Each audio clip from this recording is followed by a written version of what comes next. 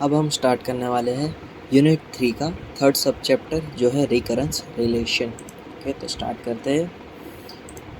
इसका नाम कुछ बुक्स में रिकर्जन है तो कुछ बुक्स में रिकरेंस रिलेशन है। ठीक है, हम मेजरली तो रिकरेंस रिलेशन ही कंसिडर करेंगे। पहला टॉपिक क्या है? रिकर्जन। ठीक है, रिकर्जन हमने ऑलरेडी बहुत सारी लैंग्वेजेस में सीखा है, वही है, फिर भी देख लेते हैं एक बार recap. In computer science when a function calls itself then it is called a recursion. Okay, जब फंक्शन खुद को कॉल करता है उस प्रोसेस को हम कहेंगे रिकर्जन। एग्जाम्पल के लिए देखें तो n factorial which is equals to n star n minus 1 factorial. तो इसमें क्या है, हमें n फाइंड करना है और हम यूज़ क्या कर रहे हैं, n, और उसमें वापस हम n माइनस 1 के लिए भी फैक्टोरियल फाइंड कर रहे थे। This is called the recursion. We can use the recursion to solve the many types of problems. Okay, ठीक है। नेक्स्ट टॉपिक है हमारा रिकरेंस रिलेशन। इसमें क्या करना है हमें, assume that we are going to generate a sequence, follow the instruction. पहला इंस्ट्रक्शन है स्टार्ट विथ 2, ये वाला 2 नहीं, एलिमेंट वाला 2। ठीक है, ये वाला 2। ओके, अब क्या करो, for next term add 3 in the current term. तो मैं क्या करूँगा, 2 + 3, इसमें कहा है ना ऐड करो नेक्स्ट टर्म के लिए, तो मैं 2 + 3 करूँगा तो आएगा 5। फिर मुझे वापस नेक्स्ट टर्म चाहिए तो मैं क्या करूँगा, वापस 5 + 3 करूँगा तो 8 आएगा आंसर। फिर वापस 3 ऐड करूँगा 11 आंसर आएगा। ठीक है, तो इस तरह से मेरा सीक्वेंस जनरेट होगा।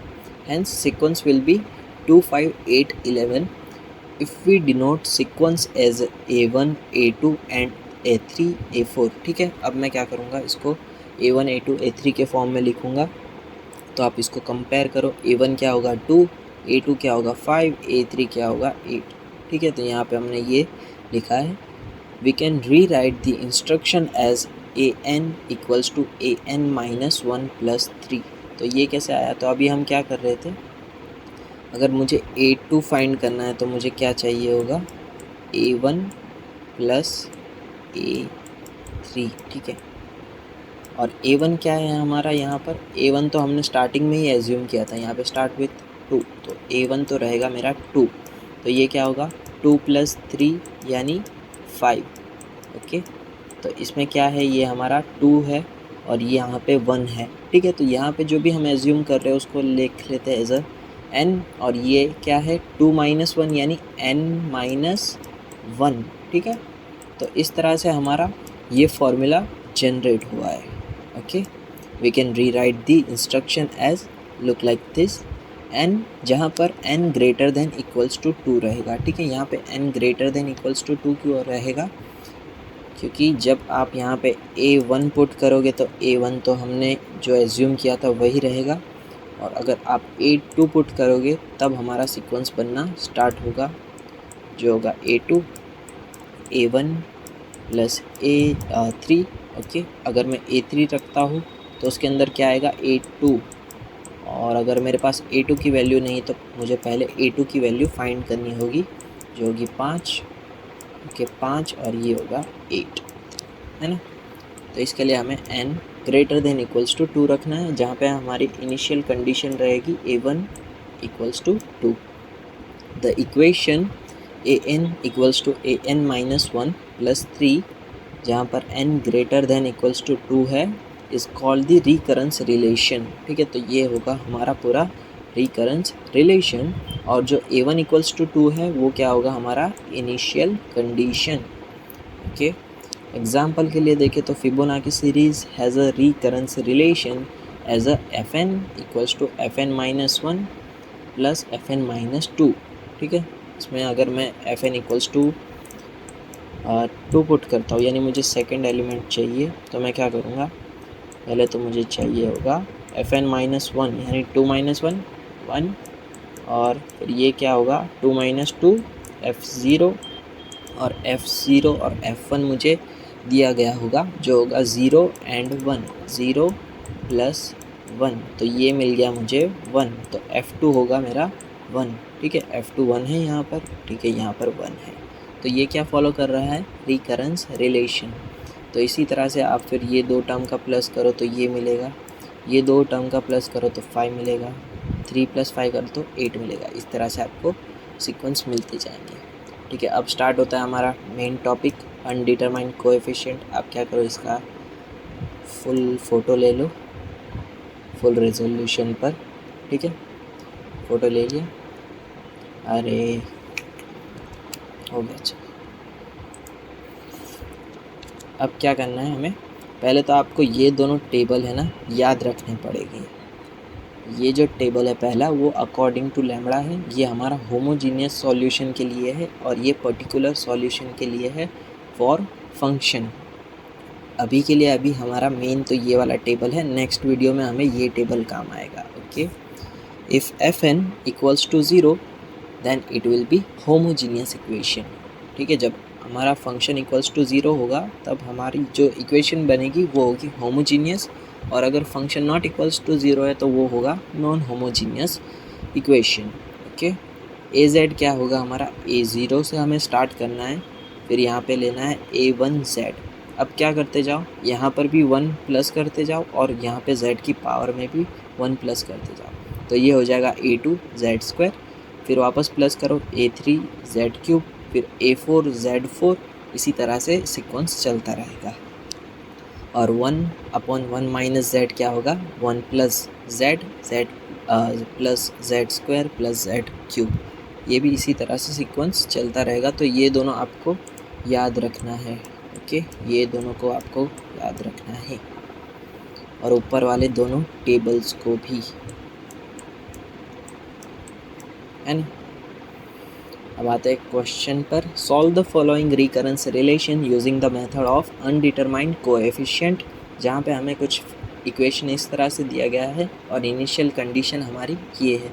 तो पहले हमें क्या करना होगा, ये जो हमें इक्वेशन दिया ना उसको हमें कैरेक्टरिस्टिक्स इक्वेशन में कन्वर्ट करना होगा। तो पहले क्या करेंगे हम, ये वाला जो टर्म है ना यहाँ से लिखना स्टार्ट करना है। तो पहले आप क्या करो, इसको 1 रखो, ये वाले को रखो एज ए लैम्बडा, और इसको रखो एज अ λ²। ठीक है, पावर बढ़ाते जानी है, अगर एक और टर्म हो तो λ³। 1 से स्टार्ट करना है, फिर लैम्बडा हो जाएगा, फिर λ³, फिर λ², फिर λ³। ओके, अब क्या करो, इक्वल्स टू जो भी है वो पुट कर दो। यहाँ पर 2 दिया गया तो 2 पुट करो, यहाँ पे माइनस है तो माइनस। तो ये बन गया आपका कैरेक्टरिस्टिक्स इक्वेशन। ठीक है, तो ये बन गया आपका कैरेक्टरिस्टिक्स इक्वेशन। अब आप इसको सिंप्लीफाई करो, λ1² आएगा आपका आंसर, और जो होगा लैम्बडा वो होगा आपका इक्वल्स टू 1 ये बन गया हमारा, दिस इज़ होमोजीनियस इक्वेशन। क्योंकि 0 है।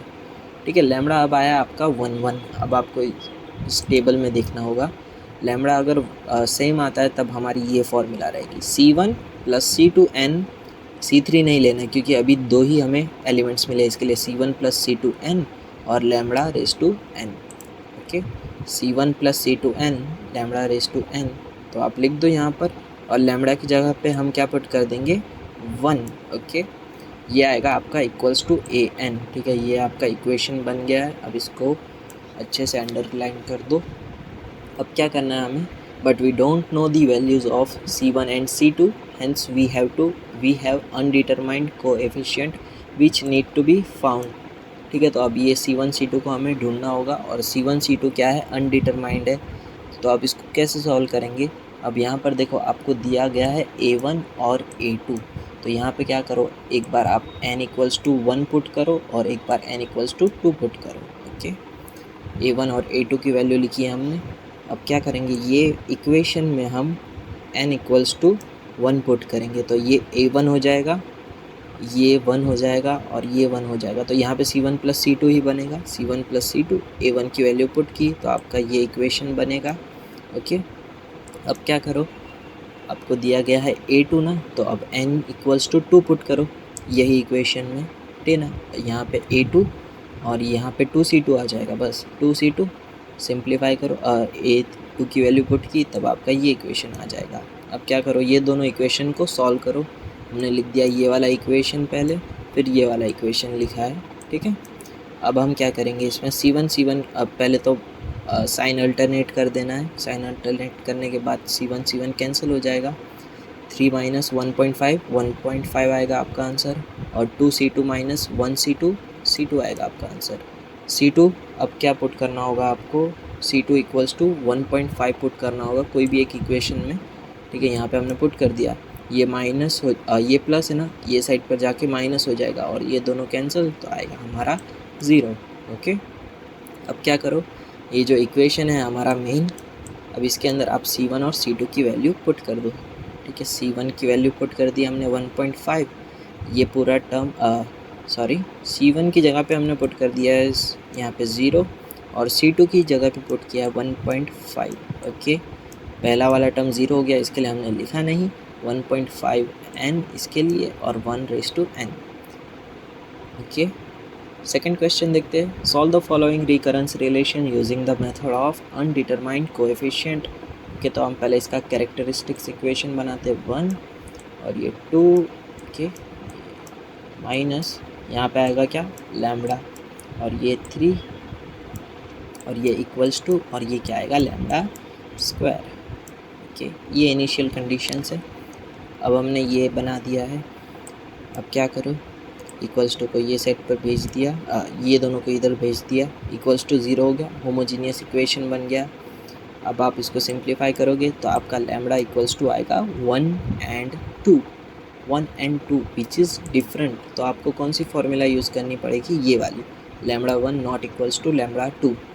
तो आपको ये दोनों टर्म्स लिखने होंगे, C1 lambda 1 raise to n, C2 lambda 2 raise to n। Okay, ये वाला टर्म हमने लिख दिया। अब क्या करेंगे, लैम्बडा 1 और लैम्बडा 2 की वैल्यू पुट कर देंगे, यहाँ पर 1 और यहाँ पर 2। ओके, पुट कर दिया, इसके ऊपर अच्छे से अब अंडरलाइन कर दो, बहुत काम आने वाला है।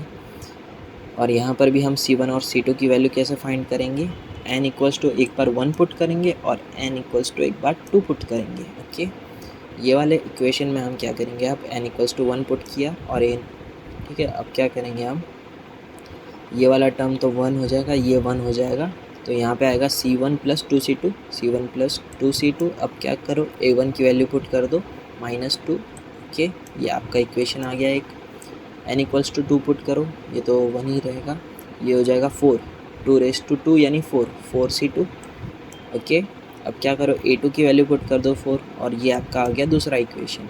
अब हम लिख देते हैं दोनों इक्वेशन को, ये वाला इक्वेशन लिख दिया हमने और फिर ये वाला इक्वेशन लिख दिया है हमने। अब क्या करो, साइन अल्टरनेट कर दो, माइनस है तो प्लस, प्लस है तो माइनस, प्लस है तो minus. Okay, C1 will be cancel, 4 + 2 हो जाएगा 6। ओके, यहाँ पे 4C2 माइनस 2C2 यानी 2C2 बचा और ये 2 यहाँ पर जाकर डिवाइड हो जाएगा और आंसर आएगा 3 = C2। ओके, अब कोई भी एक इक्वेशन में हम पुट कर देंगे 3। ठीक है, 4 × 3 विल बी 12 और 12 कर देंगे हम यहाँ से -4, आएगा हमारा आंसर -8। अब आप क्या करो, ये जो हमारा इक्वेशन है उसमें C1 और C2 की वैल्यू पुट कर दो और ये आएगा हमारा final solution. Okay, second question है, थर्ड क्वेश्चन है, सॉल्व द फॉलोइंग आर यानी recurrence relation by using the method of undetermined coefficients. ये हमारा इक्वेशन है, पहले हम इसको कन्वर्ट कर देते इन दी कैरेक्टरिस्टिक्स इक्वेशन। 15 है ये, ठीक है, ये होगा lambda 2 plus lambda square. Okay, यही हमने यहाँ पर लिख दिया है।